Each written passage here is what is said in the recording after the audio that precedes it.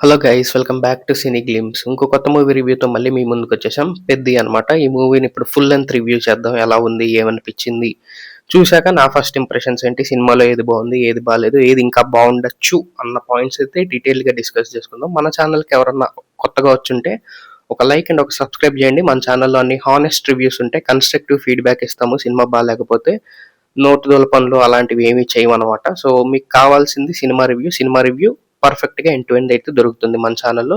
మీరు కావాలంటే మన పాత వీడియోస్ కూడా చూసుకోవచ్చు. క్రిస్ప్ అండ్ క్లియర్గా రివ్యూ అయితే చెప్పేస్తాం. సో మన వీడియోస్కి ఆల్రెడీ చాలా మంది ఫాలో అవుతున్నారు, కానీ సబ్స్క్రైబ్ చేయట్లేదు. Please like, share, subscribe to cine glimpse. ఇంకా లేట్ చేయకుండా మూవీ ఎలా ఉంది అని డిస్కస్ చేసుకుందాం. పదండి, లెట్స్ గో. సో ఇది కంప్లీట్ ఒక స్పోర్ట్స్ డ్రామా సినిమా అన్నమాట, ఎండ్ టు ఎండ్. సో ఇప్పుడు మనం ఒక స్పోర్ట్ని ఎగ్జాంపుల్ తీసుకుని అలానే వీళ్ళకి స్కోర్లు వేసుకుంటే వెళ్దాం. సో ఇక్కడ క్రికెట్ని ఎగ్జాంపుల్గా తీసుకుందాం. అండ్ ఇప్పుడు రామ్ చరణ్ గారు అయితే సెంచరీ కొట్టారని చెప్పాలి, డబల్ సెంచరీ కూడా కొట్టారని చెప్పుకోవచ్చు. ఏఆర్ రెహమాన్ గారు సెంచరీ చేశారని చెప్పాలి ఈ సినిమా పరంగా. బుచ్చిబాబు గారు 50 కొట్టే క్రమంలో హిట్ వికెట్ అయ్యారని చెప్పుకోవాలి. అండ్ జాహ్నవి కపూర్ గారు అయితే డక్అవుట్ అయ్యారని చెప్పుకోవాలి. అండ్ ఇంకా ప్రొడక్షన్ వాల్యూస్కి వస్తే ప్రొడ్యూసర్స్ కూడా డక్అవుట్ అయ్యారని చెప్పాలి, టికెట్ ప్రైజెస్ పెట్టి. And next thing, art director కూడా ఆల్మోస్ట్ 1-2 రన్ల కన్నా ఎక్కువ కొట్టలేదనే చెప్పుకోవాలి. అండ్ డిఓపి రత్నవేల్ గారు కూడా ఒక 50 to 100 మధ్యలో ఒక 75 మార్క్స్ అనుకోండి, 75 రన్స్ కొట్టారు అనుకోండి. ఇదనమాట ఓవరాల్గా ఇంత ఇంత స్కోర్స్ కొట్టారు. ఇప్పుడు ఎవరు ఎందుకు అంత కొట్టారు, దానికి రీజన్ ఏంటి అన్నది కూడా మనం డీటెయిల్గా తెలుసుకుందాం. Let's go. So first Ram Charan గారు నేను సెంచరీ కొట్టారు, లేదు డబుల్ సెంచరీ కూడా కొట్టారు అని చెప్పాను కదా. దానికి రీజన్ ఏంటంటే, సినిమా త్రూ అవుట్ 3 hours చూసినంతసేపు మీకు రామ్ చరణ్ గారు కనపడరు అనమాట. ఓన్లీ పెద్ది క్యారెక్టర్నే కనపడుతుంది. End to end Peddi character, Peddi Peddi Peddi Peddi అనే మాట్లాడతాం. రామ్ చరణ్ గారి గురించి చాలా తక్కువ మాట్లాడతాం. క్యారెక్టర్లో అంత ఇన్వాల్వ్ అయిపోయి మనకు సినిమా చూసినంతసేపు అది పెద్దినే, రామ్ చరణ్ కాదు అన్నంత అయితే బిలీవ్ చేయగలిగించారు. సో అదైతే టాప్ నాచ్ యాక్టింగ్ అని చెప్పాలి రామ్ చరణ్ గారికి. సో దీనికి డబల్ సెంచరీ కొట్టారన్నా తప్పులేదు. అండ్ ఎండ్ టు ఎండ్ ఆయన భుజాల మీద అయితే మోసారు సినిమాని. ఆయన పర్ఫార్మెన్స్ పీక్ యాక్టింగ్ అనమాట. ఆయన ఉన్న ప్రతి ఫ్రేమ్ పీక్ యాక్టింగ్ అయితే చేశారు. అండ్ మెయిన్ డబల్ సెంచరీ కొట్టడానికి ఇంకో రీజన్ ఏంటంటే, ఇట్లాంటి కథ ఒప్పుకోవడం, కమర్షియల్ హీరోస్ ఎవరు ఇలాంటి కథలు ఒప్పుకోరు. అండ్ రామ్ చరణ్ గారు ఇందులో ఒప్పుకోవడంలో ఒక పెద్ద సాహసం చేశారని చెప్పాలి. ఒక హీరో ట్రాన్స్ఫర్మేషన్ ఒక చోట స్టార్ట్ అయ్యి అది ఒక హైలోకి వెళ్ళి మళ్ళీ ఒక లోకి వెళ్ళి అది ఇంకో విధంగా ఎండ్ అవుతుంది. ఇంత ట్రాన్స్ఫర్మేషన్ ఉన్న కథని ఒప్పుకోవడం చాలా tough. And main commercial heroes ఇలాంటివి చూసి నేర్చుకుంటే బాగుంటుందని నేను ఫీల్ అయ్యాను. ఎప్పుడు ఒకడే కొట్టుకుంటూ వెళ్ళిపోవడం కాకుండా, సో ఇలాంటి ట్రాన్స్ఫర్మేషన్ కథలు ఏమన్నా ట్రై చేస్తే బాగుంటుందని నేను ఫీల్ అయ్యాను. సో ఇందులో రామ్ చరణ్ గారికి డబల్ సెంచరీ కొట్టారని చెప్పాలి. Top notch acting. Ram Charan garu is the biggest plus point of cinema. అందుకని డబల్ సెంచరీ కొట్టారని చెప్తున్నాను.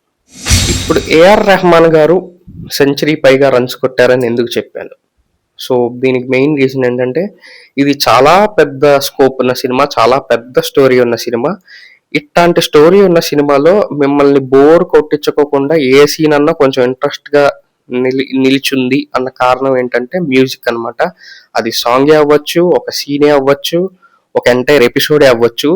ఈయన మ్యూజిక్ తోడైంది కాబట్టే 3 గంటలు జనాలు సీట్లలో కూర్చోగలిగారు బోర్ కొట్టకుండా. అంటే కొడతది, బట్ స్టిల్ ఆ బోర్ని కాసేపు అటు ఇటు మాయం చేసేలా చేశారంటే అది ఏఆర్ రెహమాన్ గారే అని చెప్పాలి. ఆయన బ్యాక్గ్రౌండ్ స్కోర్స్ కానీ, ఆయన సాంగ్స్ కానీ మరీ సీట్లలో నడు నొప్పి రాకుండా కూర్చోబెట్టి కాసేపు ఎంజాయ్ చేయించాయని చెప్పాలి. అందుకని ఈయనకి సెంచరీ పాయింట్స్ ఇచ్చేస్తున్నాను, సెంచరీ రన్స్ కొట్టారని చెప్పేస్తున్నాను. టాప్ నాచ్ మ్యూజిక్, అసలు మ్యూజిక్లో ఫ్లాలెస్ మ్యూజిక్ ఇచ్చారనమాట. ఎమోషన్కి ఎమోషను, సాంగ్స్కి సాంగ్స్, బ్యాక్గ్రౌండ్ స్కోర్కి బ్యాక్గ్రౌండ్ స్కోర్, ఎక్కడ ఏది కావాలంటే అది పర్ఫెక్ట్గా ఇచ్చారు.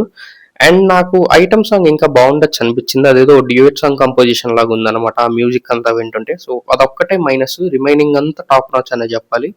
So A R Rahman is the second plus point of the film. 3 hours ఆడియన్స్ని పెట్టారంటే ఇంకో రీజన్ మ్యూజిక్ అనమాట. సినిమాలో అంత బాగుంది మ్యూజిక్. సో ఇప్పుడు జాహ్నవి కపూర్ గారు హిట్ వికెట్ అయ్యారని ఎందుకు చెప్తున్నానంటే, సినిమాలో ఆవిడ ట్రాక్ అంతా చాలా బోరింగ్ ట్రాక్, చాలా చిరాగ్గా ఉంటుంది ఆవిడ ట్రాక్ అంతా సినిమాలో. సినిమాకి ఆవిడ ట్రాక్‌కి సంబంధం ఉండదు. కేవలం కమర్షియల్ పర్పస్ కోసం ఆవిడకి ఇలాంటి ఒక రోల్ ఇచ్చి చేయిచ్చారనిపించింది.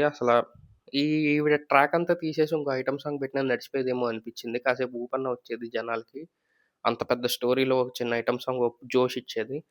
ఈవిడ ఈ ట్రాక్ సినిమాకి ఎలా హెల్ప్ అవుతదనుకున్నారో, ఆవిడకి పర్సనల్‌గా ఎలా హెల్ప్ అవుద్దనుకున్నారో నాకైతే అర్థం కాలేదు. ఇట్లాంటి ట్రాకులు చేయకపోవడమే మంచిదని నాకనిపించింది. సో, 'జాహ్నవి కపూర్' గారి ఇంపాక్ట్ సినిమాలో మైనస్సే కానీ ప్లస్ ఏం లేదు. ఆహ్, అందుకని హిట్ వికెట్ అని చెప్తున్నాను 'జాహ్నవి కపూర్' గారిని. ఇప్పుడు 'బుచ్చిబాబు' గారు హిట్ వికెట్ అయ్యారని చెప్పాను కదా! 50 రన్స్ కొట్టాక. ఎందుకు అంటే అగైన్ ఉంది. సినిమా బావుంది. కానీ బానే ఉంది. ఇంకా బావుండొచ్చు అని నేను ఫీల్ అయ్యాననమాట. మీకేమనిపించిందో కింద కమెంట్స్‌లో చెప్పండి. 'బుచ్చిబాబు' గారు ఎంచుకున్న స్టోరీ బావుంది. ఆ కమర్షియల్ హీరోతో ఇట్లాంటి స్టోరీ చేయడం ఇంకా బావుంది. బట్ ఈయన కొన్ని సీన్స్‌లో తన పైత్యాన్ని చూపిచ్చారు. అండ్ హీరోయిన్‌ని పెట్టుకోవడం తప్పనుకుంటున్నాను. హీరోయిన్‌తో చేపిచ్చిన పనులు కూడా తప్పనే అనుకుంటున్నాను.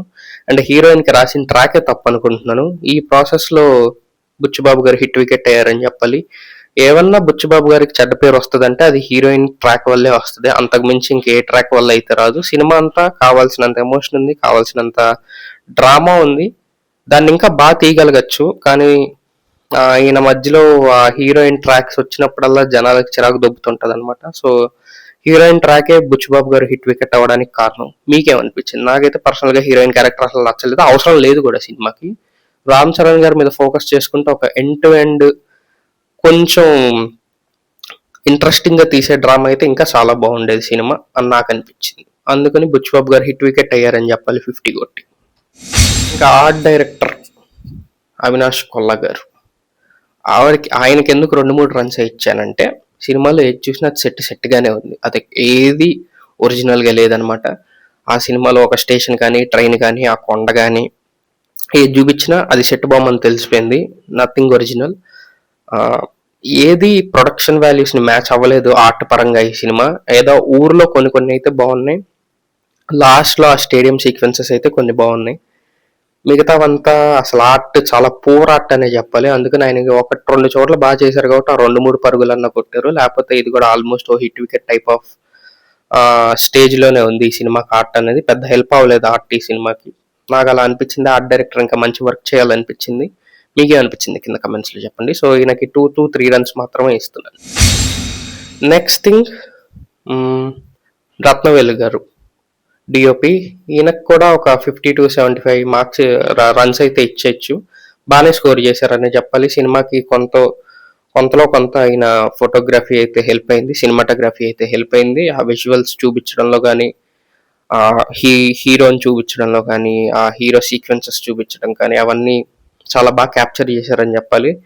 Not top notch when compare to Rangasthalam కానీ ఆయన తీసిన సినిమాస్తో కంపేర్ చేస్తే ఇది అంత పెద్ద గొప్ప వర్క్ లాగా అనిపించలేదు. బట్ స్టిల్ ఆ ఎఫర్ట్ అయితే కనపడింది ఆయన చూపించడానికి సినిమాటోగ్రఫీలో. సో, ఈయనకు ఒక 50-75 రన్స్ మధ్యలో స్కోర్ చేశారని చెప్పుకోవచ్చు. మీకేమనిపించింది కింద కమెంట్స్లో చెప్పండి. ప్రొడ్యూసర్కి కూడా ఇది ఒక హిట్ వికెట్ అనే చెప్పుకోవాలి. సినిమా పరంగా వదిలేస్తే జస్ట్ టికెట్ ప్రైసెస్ పరంగా ఇదైతే వీళ్ళకి మేజర్ మైనస్ జరుగుతుంది. ఎందుకంటే ఫస్ట్ 2 డేస్లో ఫ్యాన్స్ నుంచి ఎక్స్‌ప్లాయిట్ చేసేయడం అందరు ప్రొడ్యూసర్స్‌కి కామనే. వీళ్ళకని కాదు. ఎవరి టర్న్ వచ్చినప్పుడు వాళ్ళు నీతులు చెప్తారు. ఎవరి టర్న్ రానప్పుడు వాళ్ళు వాళ్ళ పనులు వాళ్ళు చేసుకుంటూ ఉంటారు. సో, ఇంత టికెట్ ప్రైసెస్ ఈ సినిమాకైతే పనికిరావు. తక్కువ రేట్ పెడితే 150, 175, 195 ఇక్కడ దాకా పెడితే జనాలు ఏమన్నా వచ్చి ఈ సినిమాని అయితే ఎంకరేజ్ చేస్తారు. ఎందుకంటే ఒక అబవ్ యావరేజ్ ఫిలిం కాబట్టి జనాలు రావాలని ఇంట్రెస్ట్ ఉంటుంది. మీరు ఇదే హైక్స్ కంటిన్యూ చేస్తే మీ సినిమా మండే నుంచి కుప్పకూలిపోతుంది. అందులో అయితే డౌటే లేదు. అండ్ నెక్స్ట్ సినిమాలకు కూడా టికెట్ హైక్స్ ఇలానే ఉంటే జనాలు సినిమాకి రారు. మీ సినిమాలు మీరే చూసుకోవాలి ప్రసాద్ ల్యాబ్స్లోనే అక్కడ. సో, ఓటీటీలకి ఇచ్చుకోవడంలోనూ. సో, టికెట్ రేట్లు కంట్రోల్గా ఉంటే ఈ ప్రొడ్యూసర్ కనే కాదు ఏ ప్రొడ్యూసర్ కన్నా అది ప్లస్ అవుతుంది. ఓవరాల్గా ఇప్పుడు సినిమా ఎలా ఉందంటే బాగుంది. కానీ బాగానే ఉంది. కానీ ఇంకా బాగుండొచ్చు అని నా ఫీలింగ్. మీకేమనిపించింది కింద కమెంట్స్లో చెప్పండి. ఓవరాల్గా నాకు సినిమాలో రామ్ చరణ్ గారి ట్రాన్స్ఫర్మేషన్స్ కానీ ఆయన ఉన్న ప్రతి సీక్వెన్స్ అయితే చాలా బాగా నచ్చింది. ఆయన కనపడిన ప్రతి ఫ్రేమ్ అయితే నేను సాటిస్ఫై అయ్యాను. సో, నేనైతే ఒక average to above average film అనే చెప్తాను. హిట్ అయితే కాకపోవచ్చు అని నా పర్సనల్ ఒపీనియన్. మీకేమనిపించింది కింద కమెంట్స్లో చెప్పండి. ఈ వీడియో కూడా మీకు ఎలా అనిపించింది, మీకు నచ్చిందా రివ్యూ, నచ్చలేదా అన్న విషయం కూడా కింద కమెంట్స్లో చెప్పండి. అగైన్ మన ఛానల్‌కి ఎవరైనా కొత్తగా వచ్చిన వాళ్ళుంటే ఒక లైక్ అండ్ ఒక సబ్స్క్రైబ్ చేయండి. మమ్మల్ని ఇలా సపోర్ట్ చేస్తూనే ఉండండి. ఇంకో కొత్త మూవీ రివ్యూతో మళ్ళీ మీ ముందుకొస్తాను. Until then see you all. Bye by.